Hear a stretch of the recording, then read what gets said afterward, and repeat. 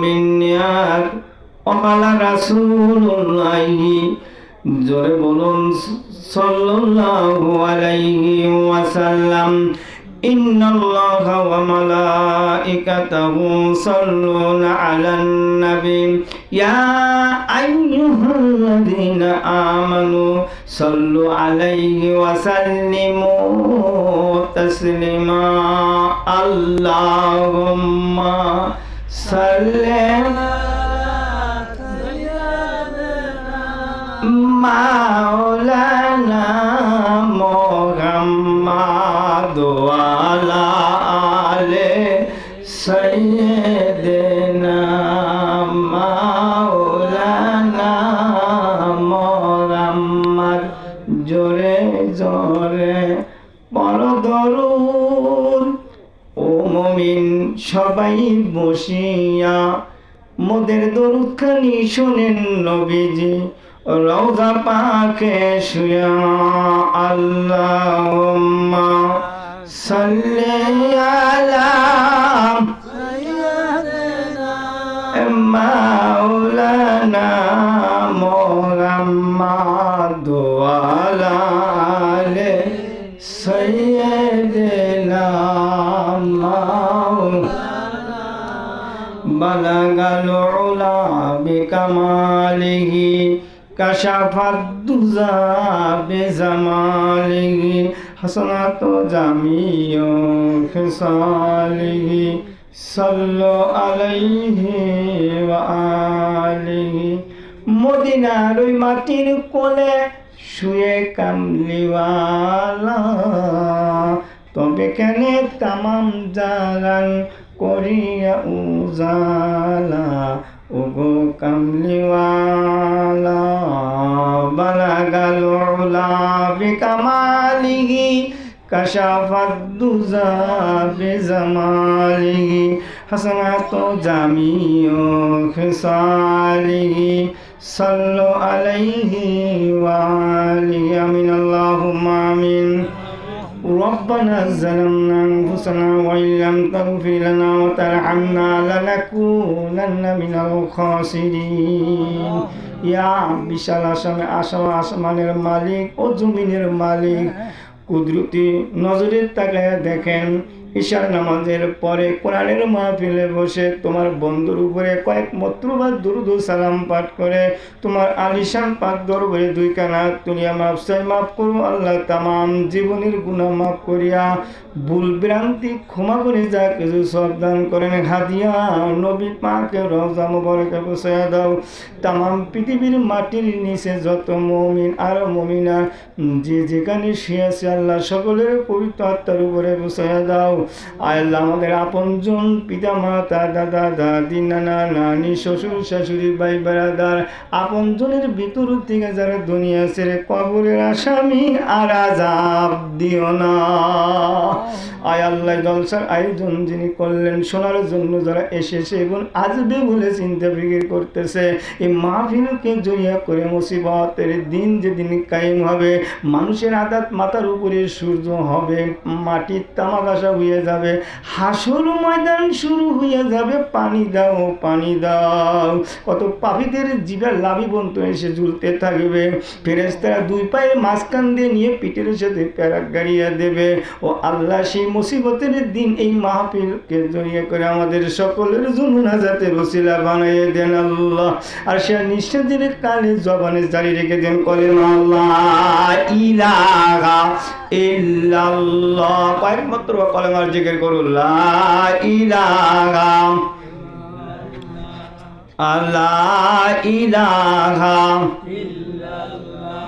ইল্লাল্লাহু ইল্লাল্লাহ লা ইলাহা লা ইলাহা ইল্লাল্লাহু বলো রে আমার মন জোরে লা ইলাহা ইল্লাল্লাহু বলো রে এ যে মৌতের কালে বুঝিতে পারিবি নবীর কলেমার কতই গুণ লা ইলাহা ইল্লাল্লাহু বলো রে এ যে কবরে যাইয়া বুঝিতে পারিবি আমার নবীর কলেমার কতই গুণ লা ইলাহা ইল্লাল্লাহু বলো এ যে হাসরে যাইয়া বুঝিতে পারিবি এ যে মিজানের কালে বুঝিতে পারিবি এ যে পুলসুরাতের ঘাটে বুঝিতে পারিবি নবীর কলমার কতই গুণ লা ইলাহা ইল্লাল্লাহু লা ইলাহা ইল্লাল্লাহু বলো রে লা ইলাহা ইল্লাল্লাহু মুহাম্মাদুর রাসূলুল্লাহ সাল্লাল্লাহু আলাইহি ওয়াসাল্লাম।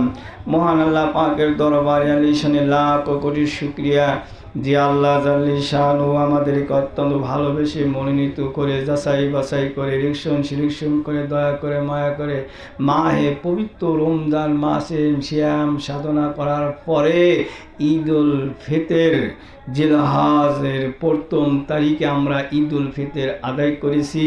এরপর ঈদুল ফিতরের পরের দিন মহান আল্লাহ রব্বুল আলামিন তাফসীর কোরআন মাহফিলে কোরআনের মাহফিলে বসে নবী পাকের উপরে দরুদ ও সালাম পড়ার তৌফিক যেহেতু দিলেন, কোরআন হাদিসে আলোচনা শোনার জন্য আশা বসার তৌফিক যেই মালিক আমাদের দান করলেন, সেই মালিকের দরবারে আলিশানের জবান করে প্রাণ করে অন্তরস্থল থেকে শুকরিয়া আদায় করে পড়ে নেই। সকলে জোরে সোরে আওয়াজ দিয়ে পড়ুন আলহামদুলিল্লাহ। লাখ কোটি দরুদ সালাম বিশ্বের দুলাল তাজদারে মদিনা নবীদের শিরোমণি সুখ জামানার শ্রেষ্ঠ নবী আখিরি জামানার পয়গাম্বার নবীদের সর্দার উম্মতের কান্ডার রহমতের বান্দার আমরা দুনিয়ায় এসে দেখি 1445 বছর আগে আমাদেরকে বাপ সাগরে বাসায় দিয়ে মদিনার মাটির নিচে শুয়ে আছেন।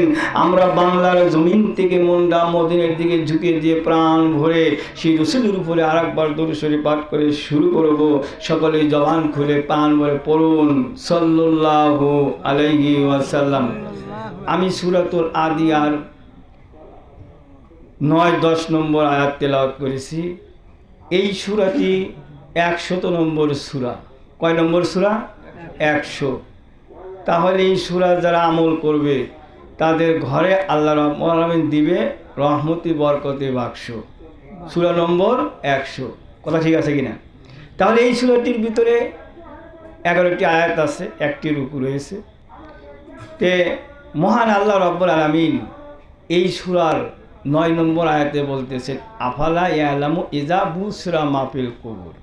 কবরের ভিতরে যা কিছু লুকানো আছে একদিন আল্লাহ প্রকাশ করে দিবে। জোরে কান সুবহানাল্লাহ। কি করে দিবে? প্রকাশ করবে। কবরে কি হইতেছে আমরা কি জানি ভাই? আমি শুরুর থেকে ভূমিকায় না গিয়ে সরাসরি কিন্তু আমি ওয়াজে যাচ্ছি। তাহলে কবরের পাশ দিয়ে যদি হেঁটে যাই, কবরের ভিতরে দাদা আছে, আব্বা আছে, আপনজনেরা আছে, কবরের ভিতরে কি হইতেছে আমরা কিন্তু শুনতে পাই না। শুনতে কি পাই? আল্লাহ পাক এই জন্য বলেন যে একদিন কবরের এই গোপন রহস্য আমি আল্লাহ পাক একদিন প্রকাশ করে দেব। জোরে কোন সুবহান।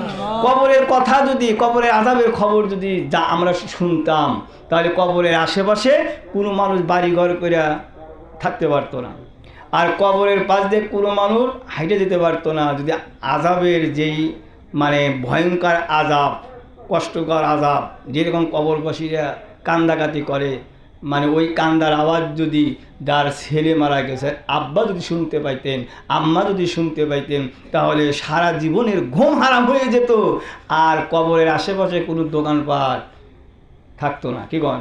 এখন কবরের ভিতর যদি কবরবাসীরা ব্যবহার করে কান্দে, আমরা কি এখানে বসবাস করে পারতাম? ঘুম ধরতো আমাদের? ঘুম ধরতো না। কবরের পথে হেঁটে যায় মানুষ, সাহসে ধরতো না। এই জন্য আল্লাহ রাব্বুল আলামিন এই মানুষ জাতিদেরকে এই কবরের আযাবের খবর যেন কানে শুনতে না পায়, এই জন্য এই আওয়াজটা আল্লাহ পাক বন্ধ করে দিয়েছে। আমরা কবরের আযাবের খবর শুনতে পাই না। জোরে কম সুবহানাল্লাহ। আর 10 নম্বর আয়াতে বলতেছেন যে অহুসসালামা, মানে আফালা ইয়ালামু ইযা বুসিরা মা ফিল কুবুর অহুসসালা মা ফিস সুদূর। আর আমরা যারা গোপনে যে সমস্ত অপকর্ম করে আসি, কোনো পৃথিবীর কোনো মানুষ জানে না, খবরও জানে না।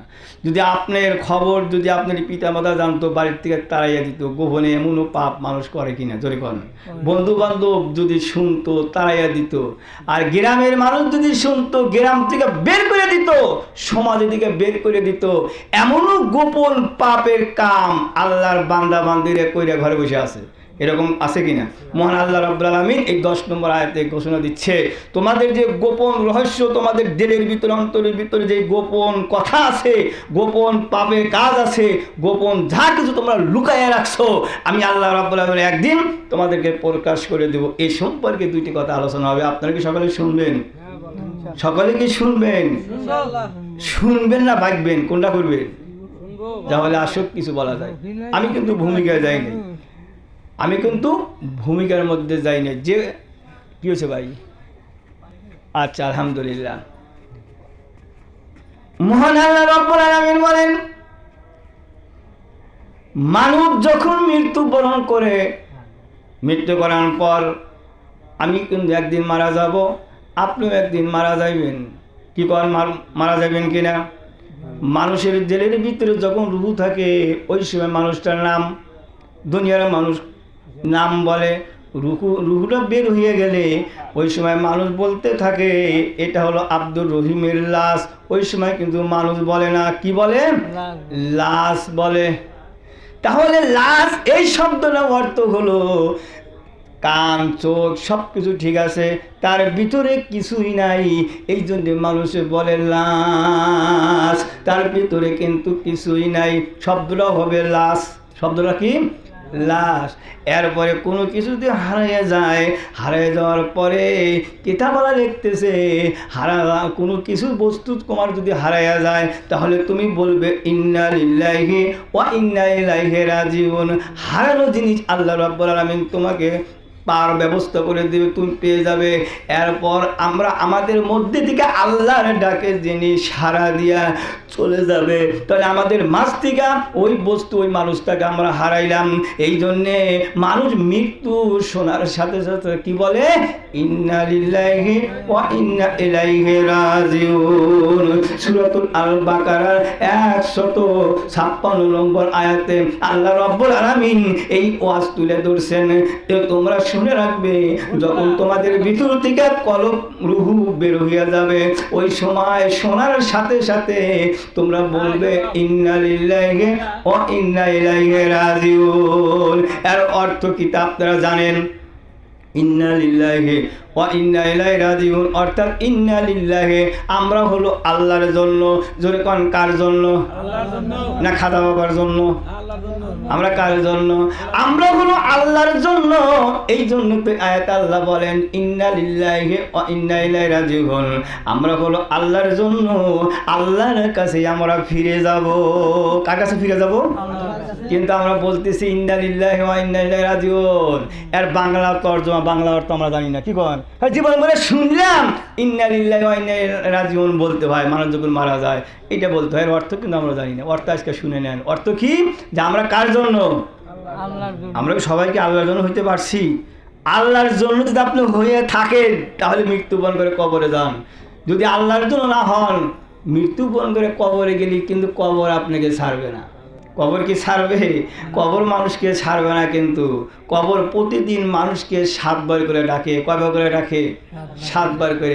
আপনার পিছনে প্রতিদিন আজরাইল 10 বার করে আসতেছে। কয়বার?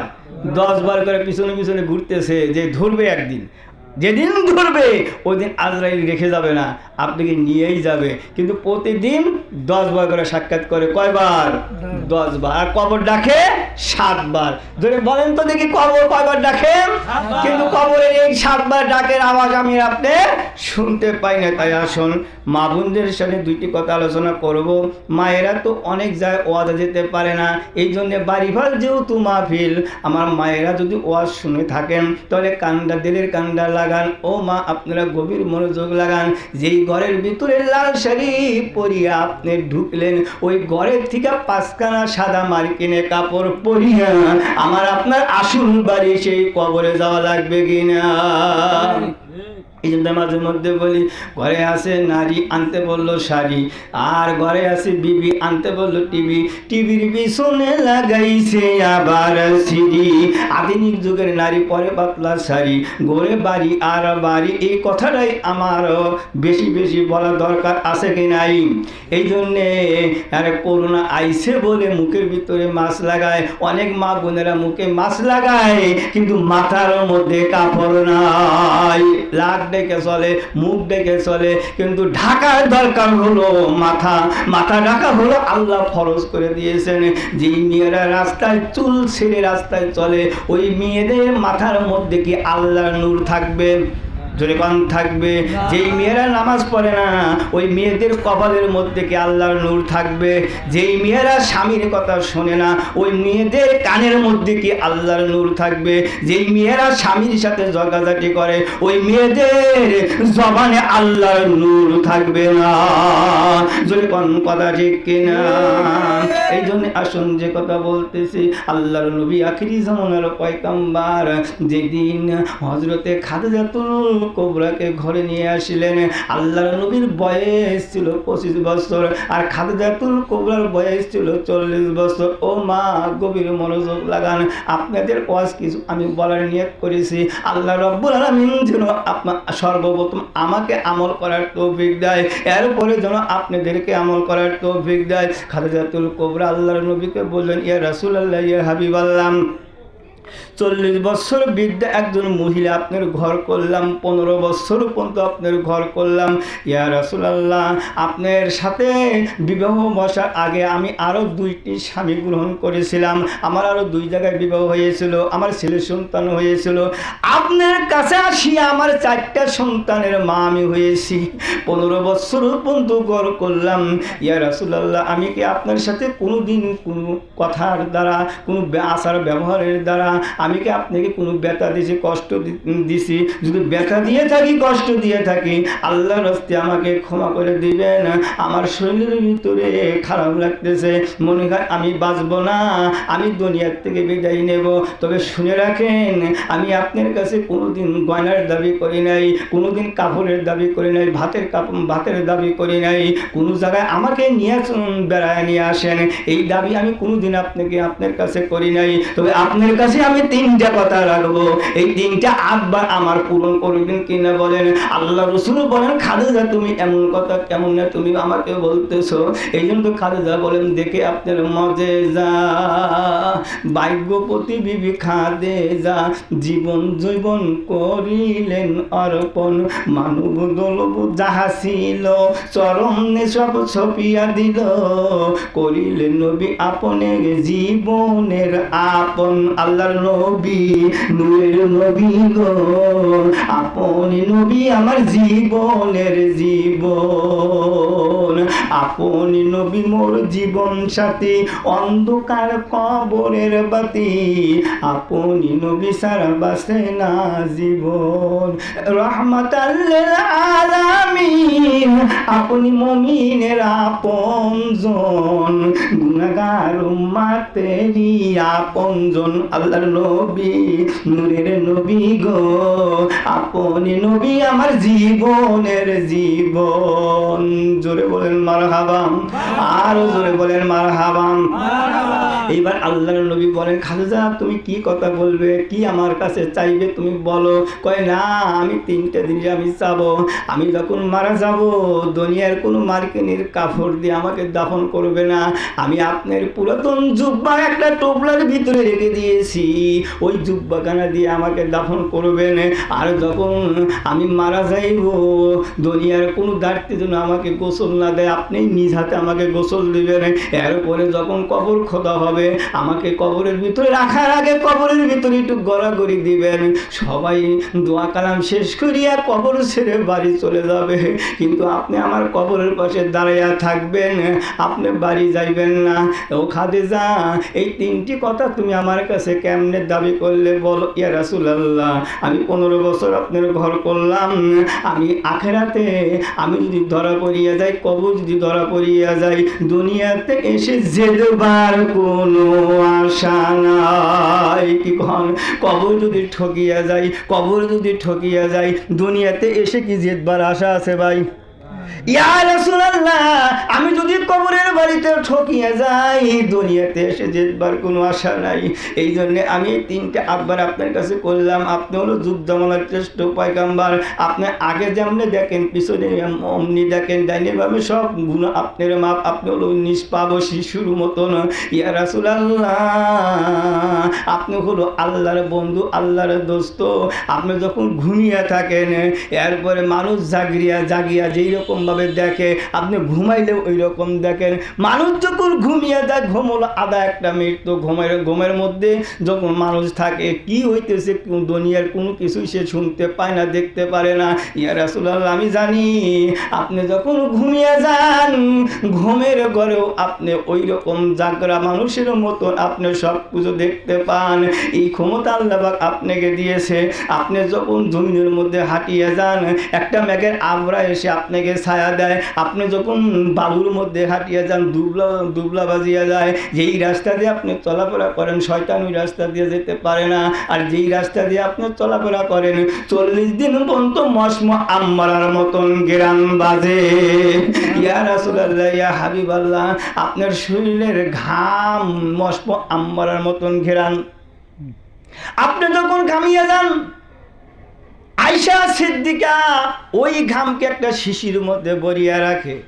বড় বড় মজলিসে যদি শাহবাজমান যাইতেন, সঙ্গে সঙ্গে বাড়িতে এসে বলতেন, আয়েশা সিদ্দিকা, আল্লাহ রসুলের ঘাম একটু আমাদেরকে দেন, আমাদেরকে দেন। আয়েশা সিদ্দিকা বলতেন, ঘাম দিয়ে কী করবে? আপনি জানেন না, আল্লাহ রসুলের ঘাম আমরা আতরের মতন ব্যবহার করি। আমাদের শরীরের ভিতরে যদি আল্লাহ রসুলের ঘাম ভরিয়া যায়, 40 দিন পর্যন্ত মশম আম্বারার মতন ঘেরান বাজে। ইয়া রাসূলুল্লাহ, ইয়া হাবিবাল্লাহ, হুজুর, এত ক্ষমতা আল্লাহ পাক আপনাকে দিয়েছেন। আপনি হলো 8টা জান্নাতের মালিক। 8টা জান্নাতের মালিক কে ভাই?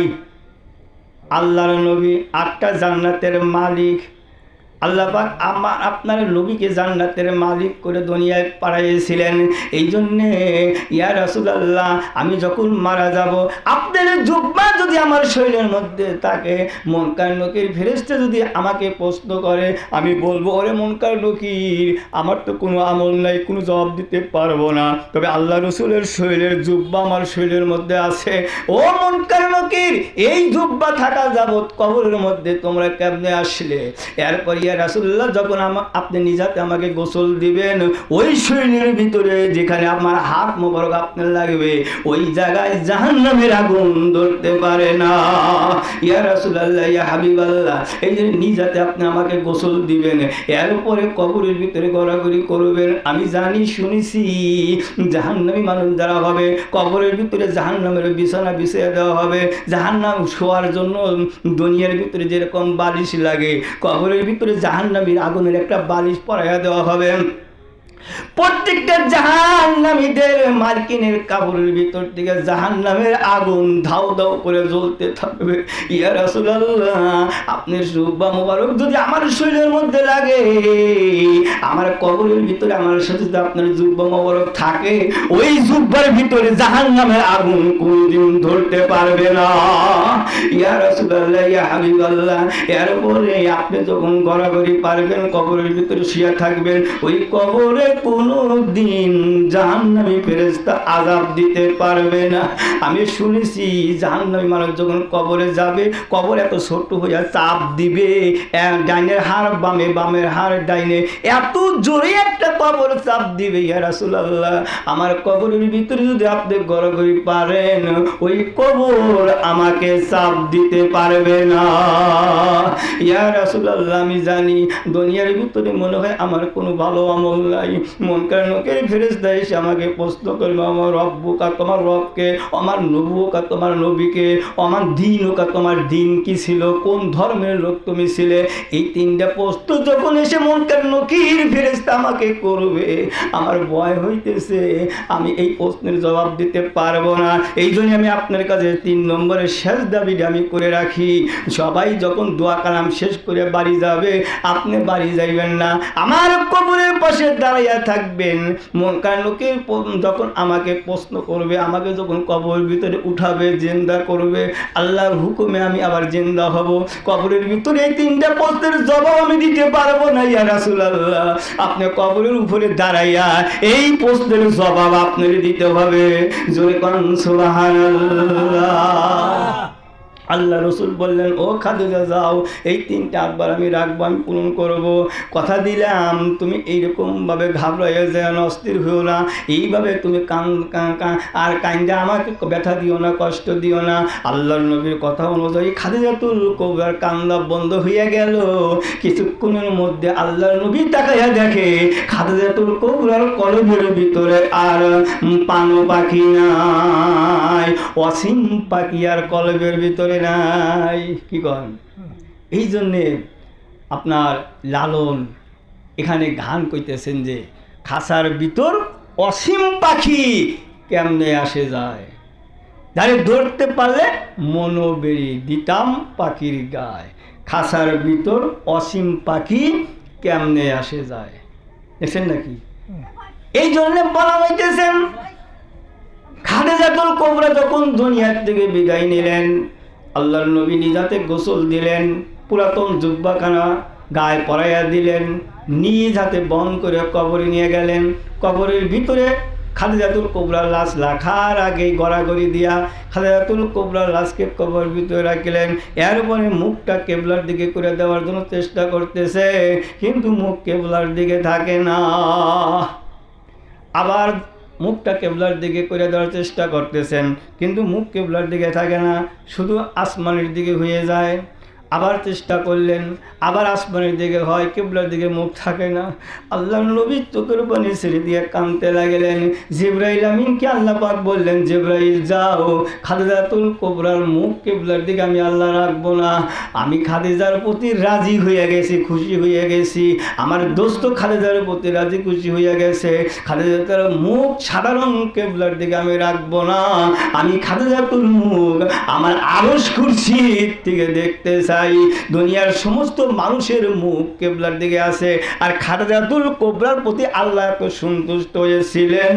আল্লাহর নবীকে সন্তুষ্ট করার কারণে আল্লাহ রসুলের পাকিজার দ্বীনের উপর এত মজবুতভাবে তিনি আমল করে করে দেখাইয়া গিয়েছেন। এই জন্য মহান আল্লাহ রাব্বুল আলামিন খুশি হইয়া খাদিজাতুল কুবরার মুখ আজও পর্যন্ত কেবলার দিকে নাই, আল্লাহ আরশ কুরসির দিকে রাখিয়া কুদরতি নজরে তাকায়া দেখতেছেন। জয় কোন সুবহানাল্লাহ। ও বন্ধু মুসলমানেরা, আল্লাহর নবী এরপরে কি করলেন, বাসতালাই দিয়ে উপরে মন মাটির চাপাইয়া দিলেন। এরপরে দোয়া কালাম শেষ করে সবাই বিদায় দিয়ে চলে যাইতেছে, কিন্তু আল্লাহর রসুল খাদিজাতুল কথা অনুযায়ী, ওয়াদা অনুযায়ী কবর ছাড়ে না। কবরের উপরে দাঁড়াইয়া দাঁড়িয়ে কাঁদতেছে। সাহাবীরা বলতেছে, আল্লাহ রসুল মনে করে খাদিজাতুল মোহাব্বত বুঝতে পারে নাই। একজন সাহাবী এসে বলতেছে, হুজুর চলেন যাই, বাড়ি যাই, খাদিজা মারা গেছে, তাতে কি হয়েছে? আপনাকে খাদিজার থেকে সুন্দরী দেখে আপনাকে একটা শাদী করাইয়া দেব, বিবাহ করাইয়া দেব, আপনি খামোশ হন, কান্দিয়েন না। আল্লাহ রসুল ইশারা করলেন, তোমরা চলে যাও, তোমরা চলে যাও, আমার কথা তোমরা এখন বুঝবে না। ইশারা করার সাথে সাথে ওইখানে আর থাকতে পারে জীবন সবাই চলে গেলেন। খাদিজাতুল কবরের পাশে আল্লাহর নবী দাঁড়াইয়া কাঁদতেছে, কিন্তু মুনকার নকির ফেরেশতা আসে না। আল্লাহর নবী চিন্তায় পড়ে গেলেন, আমার খাদিজা না জানি দুনিয়ার ভিতরে কোন ভুল করেছে, ভুলের কারণে মুনকার নকির ফেরেশতা প্রশ্ন করার জন্য আসে না, সব জল করার জন্য এখন পর্যন্ত খাদিজাতুল কবরে আসে না কেন? তার কারণ এমন কোনো মানুষ নাই যে মুনকার নকির ফেরেশতা তার কাছে যাবে না। সবারই কাছে কেন মুনকার নকির ফেরেশতা ফেরেশতা যাইবে, তিনটা প্রশ্নই করবে, আমার কাছে আসবে, আপনার কাছে আসবে। এমনি ভাবে খাদিজাতুল কুবরা কবরের ভিতর থেকে কোনো জবাব না পাইয়া আল্লাহর নবী কবর ছাড়ে না। আল্লাহ রাব্বুল আলামিন বললেন, জিবরাইল তুমি যাও, আমার দোস্তকে বলো, আমার দোস্ত যেন খাদিজার কাছে, খাদিজার কবর সে যেন চলে যায়, খাদিজার কবরের পাশে যেন থাকে না। কেননা আমি আল্লাহ রাব্বুল আলামিন খাদিজার তিনটা প্রশ্নের জবাব আরশ মহল্লায় ঠিকা মুনকার নকির ফেরেশতাকে আমি আল্লাহ নিজে দিয়ে দিয়েছি। জোরে কোন সুবহানাল্লাহ। খাদিজাতুল কবরের তিনটা প্রশ্নের জবাব আমার মালিক, আমার মাবুদ, আমার আল্লাহ নিজে দিছে। আর আমাদেরকে দিবে কি ভাই? আমরা কি এরকম আমল করতেছি? হ্যাঁ, মাহে পবিত্র রমজান মাস বিদায় নিল, এমনও মানুষ আছে রমজান মাসে রোজাই রাখে নাই, তারাবি নামাজই পড়ে নাই। এই যে রমজান মাস বিদায় নিছে, রমজান মাসে কিন্তু জান্নাতের দরজা খোলা ছিল, জাহান্নামের দরজা বন্ধ ছিল। রমজান মাস বিদায় নেওয়ার সাথে সাথে জান্নাতের দরজা বন্ধ, এখন কিন্তু জাহান্নামের দরজা খোলা রয়েছে। রমজান মাসে এই শয়তানকে শেকল দিয়ে বন্দুকে রাখা হয়েছিল, এখন কিন্তু শয়তান খোলা দেওয়া হয়েছে, বন্দির থেকে মুক্তি পেয়েছে। কিন্তু রমজান মাসে আল্লাহ রাব্বুল আলামিন শয়তানকে বন্দি করে রেখে দিয়েছিলেন। দেখছেন নাকি কারবার? তাহলে আসুন যে কথা বলতেছি, খাদিজাতুল কুবরা একদিন আল্লাহর নবীকে বলতেছেন, ইয়া রাসূলুল্লাহ, ইয়া হাবিবাল্লাহ, আমি আপনাকে একটা কথা বলতে চাই। কথাটা হলো, আমার ওরসে আমার গর্বের থেকে আমার বিটি ফাতেমা আল্লাহ এক বান্দি, আমার বিটি ফাতেমা, আপনারও বিটি, আপনারও মেয়ে, আমারও মেয়ে। এই ফাতেমা উহুদি নাম জহুরা দিয়েছেন, আমার কাছে ভালো লেগে গেছে। আমি আপনার খেদমত করি, ফাতেমার মা জননী আমি, আমার নাম যদি জহুরা দিত তাহলে ভালো হতো। আমার নামের কোনো উহুদি নাই, আমার নামের উহুদ হলো খাদিজাতুল কুবরা এখানে, আর আমার বিটি ফাতেমার উহুদি হলো ফাতেমাতুজ জহুরা। আমি জহুরা উহুদি নাম মানে আমি পেতে চাই, আমি লাইন নৈকট্য হাসিল করতে চাই। আল্লাহর নবী বলেন, খাদিজা তুমি শুনে রাখো, তুমি এমন কথা বললা, এইটা তো আমি পূরণ করতে পারবো না। আসমানের তারকা যদি আমার কাছে দাবি করতা, আমি রাসূলুল্লাহ ওই তারকা তোমার হাতের মধ্যে আমি দিতে পারতাম, এই ক্ষমতা আমার ছিল। কিন্তু আমার আল্লাহ আমার বিটি ফাতেমার যে উহুদি দিয়েছেন, ফাতেমাতুজ জহুরা, এই জহুরার নাম কাটিয়া তোমার নামের সাথে আমি লিখতে পারবো না। এটা হলো যার যার আমলের বিনিময় গ্রহণ করতে হয়। তুমি তাহলে শুনে রাখো, সহজেই তুমি বুঝবে। আমি তোমাকে বোঝানোর জন্য কিছু কথা বলি, তুমি শোনো। তুমি আমার সাথে ঘর করার আগে দুইজন স্বামীর সাথে তুমি সংসার করে এসেছো, তোমার সৌন্দর্য, তুমি কত বড় উসাম, তোমার যে মানে চেহারা, ওই দুইজন স্বামী তোমাকে দেখেছে। আর আমার বিটি ফাতেমার পৃথিবীর কোনো যুবক, পৃথিবীর কোনো মানুষ আমার বিটি ফাতেমার চেহারা পর্যন্ত দেখে নাই, আমার বিটির কণ্ঠ কোনো পৃথিবীর মানুষ, কোনো পৃথিবীর যুবক শুনতে পায় নাই। তাহলে এত পর্দা আমার বিটি ফাতেমা করেছে। এই পর্দা করার কারণে আমার বিটি ফাতেমার নামের সাথে আমার আল্লাহ জহুরা নাম উহুদি দিয়ে দিয়েছেন। জোরে বল সুবহানাল্লাহ। কথা ঠিক আছে কিনা? এই জন্য আল্লাহর নবী বলেন, ও খাদিজা, তোমার নামের সাথে জহুরা নাম আমার আল্লাহ দিতে পারে না। এখন তোমার কণ্ঠ, তুমি একজন ব্যবসায়ী লোক ছিলে, হাজার হাজার মানুষ তোমার বাড়িতে চাকরি করেছে, ওই ব্যবসায়ী মানুষ যারা হয়, তুমি ওই কর্মচারীদেরকে বেতন দিছো, তাদের সাথে কথা বলছো, এর উপরে তারা তোমার চেহারা মোবারক দেখেছে। আমার ঘরে আসার কারণে তুমি পর্দা করেছো, তার আগে তুমি পর্দা করতে পারো নাই। এই জন্য আমার আল্লাহ তোমার নামের সাথে উহুদি নাম দিতে পারে না। এই জন্য ফাতেমাতুজ জহুরা আল্লাহ রাব্বুল আলামিন জহুরা নাম উহুদি দিলেন। ও মা, ফাতেমাতুজ জহুরা কেমনে পর্দা করতো, কেমনে স্বামীর কথা মেনে চলতো। আর আদিম যুগের নারী, আরে পরে পাতলা শাড়ি, তারা তো আর স্বামীর কথা মানে না, স্বামী থাকে বিদেশে, এদিক দিয়া হয়ে গেছে ফিরি, মার্কে যে একলাই যায়। কোনো নারী যদি স্বামীর অবাধ্য হইয়া স্বামীর কাছে না বলিয়া বাড়ির বাহিরে চলে যায়, তার পিছনে পিছনে শয়তান লেগে যায়। তার পিছনে কে লাগে ভাই? শয়তান লেগে যায়। তাহলে শয়তান কি ভালো বুদ্ধি দেয় না কুবুদ্ধি দেয়? আরো জোরে কন রাখে বুদ্ধি দেয় না, ভালো বুদ্ধি দেয়। যদি নারী যদি ওই মার্কেটের দোকানের সামনে হাজির হয়ে যায়, ওই দোকানদারও আবার বলে আপনার স্বামী কি করে, বিদেশ, তাহলে এখান থেকে কিছু মারা যাবে, কি কয়? হ্যাঁ, নরম নরম ভাষায় কথা বলতেছে। এরপরে কত টাকা এটার দাম, মানে 1000 টাকা যদি মূল্য হয় 3000 টাকা চা বসে থাকে, কি কয়? তাহলে 3000 টাকার দাম আমি কত টাকা এবার করি, 1500 থেকে শুরু করি। দেখছেন নাকি কারবারটা? আমার মা বোনরা এমনভাবে মানে হার ভাঙা পরিশ্রমের স্বামীর টাকা পয়সা আপনার কাছে পাঠাইতেছে। মা, ও মা, আপনারা একটু খরচ করলে একটু দেখে শুনে খরচ করবেন মা। স্বামীর হুকুম মতো যদি আপনি তার সংসারের টাকা পয়সা যদি আপনি হেফাজত করে রাখেন, এর দায়িত্ব আল্লাহ পাক আপনার উপরে দিয়েছেন, এটা ফরজ।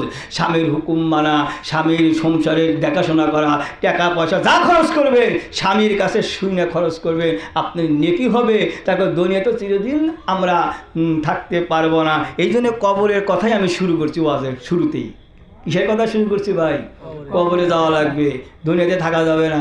কত মানুষ জীবন শেষ হয়ে গেল, কবরে রেখে আসলাম, কোনোদিন ফিরে আসলো না। আমাকেও যেতে হবে, আপনাকেও যেতে হবে। এই জন্য কবরের কথা স্মরণ আপনারা করুন। এই জন্য আমি মাঝে মধ্যে বলি, আজরাইল আসিবে যেদিন হাত পাও বান্ধিবে তখন, আজরাইল আসিবে যখন হাত পাও বান্ধিবে তখন, আজরাইলের হাত হতে রক্ষা নাই আমার, এ দুনিয়ার পর কোন বাসুকে বান্ধিয়াছ ঘর, এ দুনিয়ার পর কবর কিয়ামতের প্রথম স্টেশন, কে রক্ষা করিবে রে মন, কবর কিয়ামতের প্রথম স্টেশন, কে রক্ষা করিবে রে মন, কবরের আযাব হতে রক্ষা নাই তোমার, এ দুনিয়ার উপর কোন বাসুকে বান্ধিয়াছ ঘর, এ দুনিয়ার উপর। জোরে কোন কথাগুলি ঠিক কিনা? কবরের আযাব থেকে আমাকে কে বাঁচাবে, আপনাকে কে বাঁচাবে? এইবার কবরের কথা কবরের কথা স্মরণ করে করে কেঁদে কেঁদেছিলেন আমিরুল মুমিনিন হযরতে ওমর ফারুক রাদিয়াল্লাহু তাআলা আনহু। হযরতে ওমর ফারুক রাদিয়াল্লাহু তাআলা ইন্তেকালের পূর্বে তার জীবন শেষ হয়ে যাবে, পাখি অসীম পাখি গলবের থেকে যখন বের হয়ে যাবে, অমনি তার ছেলে আব্দুল্লাহকে বলতেছে, বাবা আব্দুল্লাহ, আমার কোনো আমল নাই যে কবরের আযাব থেকে বাঁচবো, তুই তাড়াতাড়ি করে দৌড় দে। আল্লাহর নবী হযরতে আয়েশার জন্য তার রওজার পাশে একটু জায়গা রেখে দিয়েছে, ইন্তেকাল হইলে ওইখানে তাকে দাফন করা হবে। আমার কোনো আমল নাই, অন্য কবর যদি আমি চলিয়ে যাই তাহলে মুনকার নকির কঠিন ওই 3টে প্রশ্নের জবাব আমি দিতে পারবো না। আল্লাহ রসুলের রওজার পাশে যদি আমার দাফন করো, তাহলে আল্লাহ রসুলের রওজার দিকে আমি দেখাবো, ইয়া রাসূলুল্লাহ, ইয়া হাবিবাল্লাহ, আমি মুনকার নকির ফেরেশতার হাতে ধরা পড়ে গেছি, আপনি আমাকে রক্ষা করেন, তাড়াতাড়ি করে দৌড় দে বাবা। এইবার আব্দুল্লাহ কি করলেন? দৌড় দিলেন। এইবার আয়েশা সিদ্দিকা বলতেছে, ও ভাই আব্দুল্লাহ, আব্বার কি খবর? আব্বা কি বেঁচে আছে? আব্বার কি খবর? তুই এত দৌড়ায় আমার কাছে আসলি? আব্বা পাঠাইয়ে দিয়েছে আল্লাহ রসুলের রওজার পাশে আপনার কবরের জন্য একটা জায়গা আল্লাহ রসুল নিযুক্ত করে দিয়েছেন, মানে যেই ঘরটা আল্লাহ রসুলের রওজা ওইটাই হলো হযরতে আয়েশার ঘর। জোরে কোন সুবহানাল্লাহ। এই জন্য আপনার হক এই জন্য আল্লাহ রসুল আপনার জন্য একটা জায়গা বানাইয়া দিয়ে গেছেন, কিন্তু ওই জায়গাটা আমার আব্বা আমিরুল মুমিনিন আপনার কাছে একটু ভিক্ষা চাইতেছে। আল্লাহর নবী স্ত্রী হযরতে আয়েশা সিদ্দিকা কাঁদতেছে আর বলতেছেন, আমার মনে আশা আমি আল্লাহ রসুলের রওজার পাশে থাকবো, তবে আল্লাহ রসুল বলে গেছেন তোমার কাছে যদি কেউ কোনো কিছু আদবার করে তুমি পূরণ করে দিবে, মাহরুম করবে না, তুমি খবরদার কোনোদিন তুমি মাহরুম করবে না। এই হাদিস অনুযায়ী আমি আমল করতে চাই। ও ভাই আব্দুল্লাহ, যা যা, যে জায়গায় আমাকে দাপন করে করুক, আমি সেই জায়গায় থাকতে রাজি আছি। তবে আব্বা এই মৃত্যুর সময় আমার কাছে একটা আবদার করছে, আল্লাহর নবী যদি আমাকে বলে, আমার সাহাবী আমিরুল মুমিনিন তোমার কাছে একটা আবদার করেছিল, তুমি পূরণ করতে পারো নাই, ও আয়েশা তুমি কি জন্য তুমি পূরণ করো নাই, এই কথাটা যদি আমাকে আল্লাহর নবী বলে, আমি ঠেকে যাব, যা ওই জায়গাটা আমি আমিরুল মুমিনিনের জন্য দিয়ে দিলাম। জোরে বলেন সুবহানাল্লাহ। এই জন্য আল্লাহ রাসূলের রওজার পাশে দাফন হয়েছে হযরতে আবু বকর রাদিয়াল্লাহু তাআলা আনহু, এরপরে আমিরুল মুমিনিন হযরতে ওমর। আর একটা আল্লাহ রাসূলের পায়ের নিকট একটি জায়গা রয়েছে, ওই জায়গাটা দাফনও হবে ঈসা আলাইহিস সালাম। জোরে বলেন সুবহানাল্লাহ। আবু বকর বর্ণনা করেন, আমি যখন মৃত্যুবরণ করব আমাকে সুন্দর করে তোমরা গোসল দিয়া এরপরে মার্কিনে কাপড়ে জড়াইয়া খাটের উপরে উঠাইয়া আল্লাহ রসুলের রওজার পাশে নিয়ে আমাকে হাজির করবে। এরপরে আল্লাহ রসুলের রওজার পাশে হাজির করার পরে তার ছেলে আব্দুর রহমান বিন আবু বকরকে বলতেছেন, এ বেটা আব্দুর রহমান, আমার এই লাশ আল্লাহ রসুলের রওজার পাশে নিয়া আল্লাহ রসুলের রওজার দিকে খেয়াল করে বলবে, নজর দিয়ে বলবে, এরপর ইশারা করে বলবে, ইয়া রাসূলুল্লাহ, আপনার রওজার পাশে আবু বকরের লাশ নিয়ে হাজির করে দিছি। আবু বকর ছিল আপনাদের চিরদিনের জন্য একজন বন্ধু। তারপরে আপনার যখন 22 বছর বয়স, হযরতে আবু বকরের 20 বছর বয়স, এই এমনিভাবে ওই সময় আপনার হাতে হাত দিয়ে কলেমা পড়ে মুসলমান হয়ে গেছে। এরপরে আপনি যখন হিজরত করে মদিনায় যান, ওই হিজরতের সাথী হল আবু বকর, হীরা গুহার সাথী হল আবু বকর।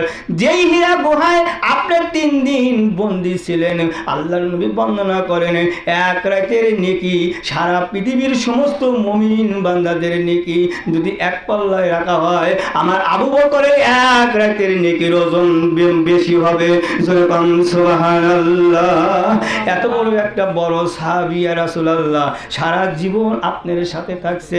এরপরে আবু বকর দুনিয়ার সব কিছু অর্থ সম্পত্তি, টাকা জমি জমা জালা তালুক যা কিছু ছিল সব কিছু আল্লাহর রাস্তায় দান করে দিয়া শেষ মুহূর্তে ছেঁড়া চট দিয়া এরপর জামা বানাইয়া, এরপরে পায়জামা বানাইয়া, জামা বানাবে চটের জামা বানাবে, বোতাম পাবে কোথায়, খাজুরের কাটা দিয়া বোতাম বানাইয়া আপনার সামনে গিয়েছিলেন। ওই দিন আমার আল্লাহ জিবরাইলকে ছেঁড়া চট পরাইছিলেন, জান্নাতের পোশাক খুলে ছেঁড়া চট পরাই আপনার কাছে ওহী নিয়ে গিয়েছিলেন। আপনি না বলেছেন, জিবরাইল কিয়ামত কায়েম হবে কি, তোমার জান্নাতি পোশাক কই, তোমার শরীরের মধ্যে জান্নাতি পোশাক কই, ছেঁড়া চট পরে আসছো, কারণটা কি? জিবরাইল আমিন বলেছিলেন, এই জন্য ছেঁড়া চট পরে এসেছি শুধু আমি না, আসমানের উপরে যত ফেরেশতা রয়েছেন সমস্ত ফেরেশতাদেরকেও আমার আল্লাহ এই চটের জামা পরিধান করে দিয়েছে। জোরে বলেন সুবহানাল্লাহ। এত বড় একজন প্রিয় সাহাবী মৃত্যুবরণ করে গেছে, আপনি রওজার পাশে এসে তার লাশটা হাজির করে দিয়েছি। ইয়া রাসূলুল্লাহ, ইয়া হাবিবাল্লাহ, আপনি যদি অনুমতি দেন আপনার কবরের পাশে তাকে দাফন করব, না হয় আপনার বানানো জান্নাতে বাকি কবরস্থানে তাকে নিয়ে দাফন করব। আল্লাহ রসুল এরকম এই কথা যখন আল্লাহ রসুলের রওজার দিকে ইশারা করে বললেন, বলার সাথে সাথে থরথর করে রওজা কাঁপতেছে, রওজার ভিতরের দিকে আওয়াজ আসতেছে, আমার আবু বকর চিরদিনের জন্য আমার সাথী ছিল, আর হিজরতের সাথী সবসময় আমার পাশে থাকছে, ইন্তেকাল হইয়া দুনিয়ার থেকে বিদায় নিয়ে আর কবরের রাজ্যে আসবে, আর আমার পাশে তাকে দাফন করে দাও, অনুমতির কোনো দরকার হবে না। জোরে বলেন সুবহানাল্লাহ। কোনো অনুমতির দরকার নাই, তাড়াতাড়ি করে তাকে দাফন করে দাও। হযরতে আবু বকরকে দাফন করা হলো। এই জন্য তো বলা যায় মা আল্লাহ রসুলকে মেনে চলবেন, আল্লাহর সাহাবাজমানদেরকে মেনে চলবেন। আল্লাহ রসুলকে মেনেছিল হযরতে বেলাল, হযরতে বেলালের শানে আল্লাহ রসুল বর্ণনা করেন, ও সাহাবীরা বড় তো দেখি কে আগে জান্নাতে যাবে। আল্লাহ রসুল বললেন, ইয়া রাসূলুল্লাহ, আপনিই তো আগে জান্নাতে যাইবেন, তাহলে আপনি হলো নবী, 8টা জান্নাতের মালিক আল্লাহ পাক আপনাকে বানাইয়ে দিয়েছেন, আপনি তো আগে মনে হয় জান্নাতে যাবেন। আল্লাহর নবী বলেন, ও সাহাবীরা, তোমরা আমার এই প্রশ্নের জবাব দিতে পারো নাই, কে আগে জান্নাতে যাইবে তোমরা বলতে পারবে না। আমি রসুল জানি, আমি রসুল জানি। এক সাহাবী দাঁড়ায় বলতো, হুজুর তাহলে আমাদেরকে আপনি বলেন সবার আগে জান্নাতে যাবে কে? আল্লাহর নবী বলেন সবার আগে জান্নাতে যাবে হলো আমার সাহাবী বিলাল। জোরে কান সুবহানাল্লাহ। আমার সাহাবী বিলাল সবার আগে আল্লাহর জান্নাতে যাবে। এই কথা শুনে এক সাহাবী দাঁড়ায় বলে, হুজুর এইটা তো মেনে নেওয়া যায় না। কত বড় বড় সাহাবী আছে, কত মানে সংসারের দিক দিয়ে, গোষ্ঠীর দিক দিয়ে, শরীরের দিক দিয়ে, আমলের দিক দিয়ে, শিক্ষার দিক দিয়ে, সব দিক দিয়ে বড় বড় সাহাবী আপনার সামনে আছে। ইয়া রাসূলুল্লাহ, আপনি তাদের নাম না বলি, হাবশী দেশের একটা কালো মানে একজন গোলাম, হযরত উমাইর একজন গোলাম ছিল, হযরতে বেলাল। এই বেলালের কোনো দাম ছিল না তদন্তকালে। এই বেলাল হাবশী দেশের একটা উমাইর গোলাম। ইয়া রাসূলুল্লাহ, ইয়া হাবিবাল্লাহ, এই গোলামের বেটা গোলাম হযরতে বেলাল সবার আগে জান্নাতে যাবে। কারণ আমাদেরকে ব্যাখ্যা করে বলেন, আল্লাহর নবী বলেন তোমরা শুনে রাখো, যেই সোয়ারির উপরে আমি রাসূলুল্লাহ সোয়ার হইয়া জান্নাতে যাব, ওই সোয়ারি লাগাম ধরে থাকবে হযরতে বেলাল। তাহলে চিন্তা করেন, যিনি লাগাম ধরিয়া টাইনে নিয়ে যায়, উনি আগে যায় না উপরে যারা বসে থাকে সোয়ারির উপরে উনি আগে যায়? কি আগে যায় বলেন তো দেখি? যে লাগাম ধরে টাইনে নেয় সে তো আগে যায়। কি কন? আল্লাহর নবী বলেন, ও সাহাবীরা, যেই সোয়ারির উপরে আমি রাসূলুল্লাহ সোয়ারি হয়ে জান্নাতে যাব, ওই সোয়ারি লাগাম ধরে থাকবে হযরতে বেলাল। এই হালাতে বেলাল জান্নাতের ভিতরে আগে প্রবেশ করে আমার সোয়ারি লাগাম ধরে যখন টান দিবে, আমি এই হালাতে হযরতে বেলালের পিছনেও আমি আল্লাহর জান্নাতে যাব। তাহলে এই হালাতে কে জান্নাতে গেল? হযরতে বেলাল। তাহলে হযরতে বেলাল এত পুরস্কার পাইল কেমনে? আল্লাহ রসুলকে বেশি বেশি মোহাব্বত করেছিল, এই জন্যে আল্লাহ রসুলের সাহাবী হযরতে বেলালকে উমাইয়া তাকে শাস্তি দিয়েছিলেন কলেমা পড়ার কারণে। তার জিভার ভিতরে প্যারাক গেড়ে দিয়েছিল, এই জন্যে এই জিভাটা তার পুড়ে গিয়েছিল, তোতলা হয়েছিল। আযান দিছে, সিন উচ্চারণ হয় নাই। আসাদু মানে সিন উচ্চারণ না হলে তো অশুদ্ধ হয়, সোয়াদ উচ্চারণ হইতো। সাহাবীরা বাদী হইলো অশুদ্ধ করে আযান দেয় হযরতে বেলাল। আপনার সামনে তো বড় বড় কারি, বড় বড় শিক্ষিত লোক আছে, বড় বড় মাওলানা আছে, তাহলে আপনারা বলেন আনামা ইলমু আলিহুমা বাবুহা, আরে আমি বলো ইলমের শহর, ওই শহরের দরজা হলো হযরতে আলী। তাহলে হযরতে আলীর মতন বড় আলেম আপনার এই সাহাবীর মতো নাই।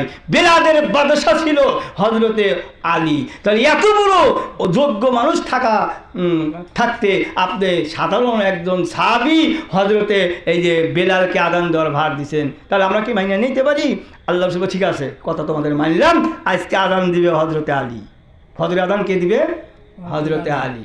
বেলাল তুমি চলে যাও, আজকে আযান দিতে এসো না, আজকে আমার বড় সাহাবী হযরতে আলী আযান দিবে। আযান হলো এত গর্জন করে, এত শুদ্ধ করে আযান দিল, সব সাহাবীদের মন ভরে গেল। কি কন? রেডিওতে যেন কারি ওবায়দুল্লাহ আযান দেয় মধুর সুরে, কি সুন্দর সুর, কিন্তু তিনি কোনো বাইসা নাই, মারা গেছে, কিন্তু তার আযান টেপ আছে। পৃথিবী যতদিন থাকবে এই কারি ওবায়দুল্লাহ আযান চলবে টিভিতে, রেডিওতে, মানে এত মধুর, এত স্পিরিট দিয়া তাকে আমি দেখছি, কিন্তু তার বয়ানও শুনছি, আল্লাহ পাক শোনাইছে। হ্যাঁ, তাহলে এত বড় একজন কণ্ঠ আল্লাহ পাক তাহাকে এত সুর, এত মধুর দিয়েছিলেন, এত সুন্দর কিরাত তিনি বলতেন, আযান তিনি দিতেন, কিন্তু তার মতন অনেকেই চেষ্টা করে কিন্তু হয় না। হয় কি? হয় না। কিন্তু হযরতে আলী যখন আযান দিলেন, সূর্য উদয় হয় না, ফজরের নামাজও পড়ে না। জিবরাইলকে আল্লাহ পাক পাঠিয়ে দিলেন, যাও তো জিবরাইল, আজকে কেন মদিনার থেকে ফজরের আযানের শব্দ শুনতে পাই না? জিবরাইল আমিন এসে হাজির হয়ে গেল, ইয়া রাসূলুল্লাহ, হাবিবাল্লাহ, আজকে কি আপনার ফজরের আযান মসজিদ নববীতে হবে না? ওই কেন? আজকে ভোট দিয়া, তারপরে কি কন, ভোটাভুটি হয়েছে তো, ভোট দিয়া, মানুষের রায় দিয়া, আজকে বড় আলেম দিয়া, এরপরে কণ্ঠ মধুর, মানুষ শুনে পাগল হয়ে গেছে, এত সুন্দর করে আযান দেওয়া হয়েছে, তাও আজকে আযান হয় না। এটা কেমন কথা হলো? কয় যতদিন পর্যন্ত বেলাল মসজিদ নববীতে আযান না দিবে, আল্লাহ পাক পূর্ব আকাশ থেকে সূর্য উঠাইয়া পশ্চিমে নেবে না। জোরে কোন সুবহানাল্লাহ। আল্লাহ নবী বলেন, বেলাল তাড়াতাড়ি আযান দাও। বেলাল আযান দেয়, ফজরের রক্ত হয়। সুবহানাল্লাহ।